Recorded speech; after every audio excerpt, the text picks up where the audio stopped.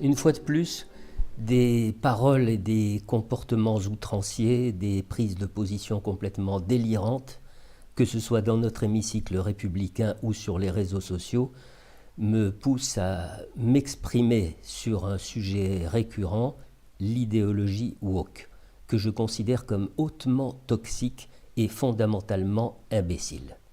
Mes arguments n'ont pas changé depuis mon tout premier post. Il s'agit de respecter la raison, de stigmatiser la malhonnêteté intellectuelle et de refuser la régression culturelle et l'effacement de l'histoire.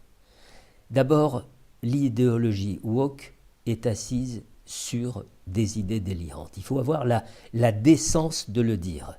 Elle est le reflet des pathologies de celles et ceux qui la défendent en opposant des croyances à la raison scientifique et aux faits, en établissant une véritable dictature de la pensée qui assèche, qui contraint, qui limite, qui empêche toute possibilité de débat intelligent, en prônant la déconstruction au nom d'un soi-disant respect qui ne respecte en réalité rien ni personne.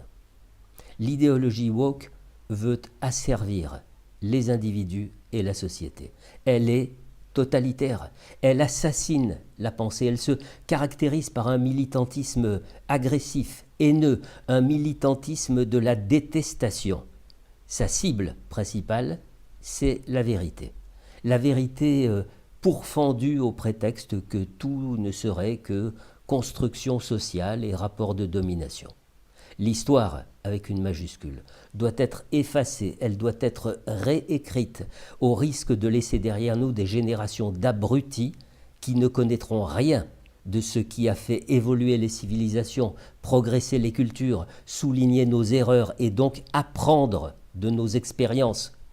Enfin, l'idéologie woke est une fabrique du mensonge.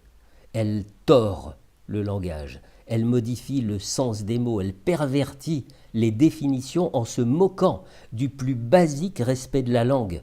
Les soi-disant machin-chose phobies, les discriminations anti-ceci ou cela sont désormais le fondement du nouveau discours woke dont les tenants pleurnichent en se prétendant victimes de je ne sais quoi.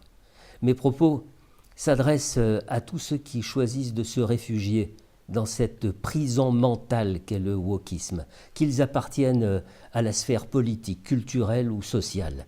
Je les maintiens, ces propos, et je continuerai de les maintenir pour lutter contre les messagers du chaos, au nom de la raison la plus élémentaire, au nom de la démocratie et des principes qui la fondent.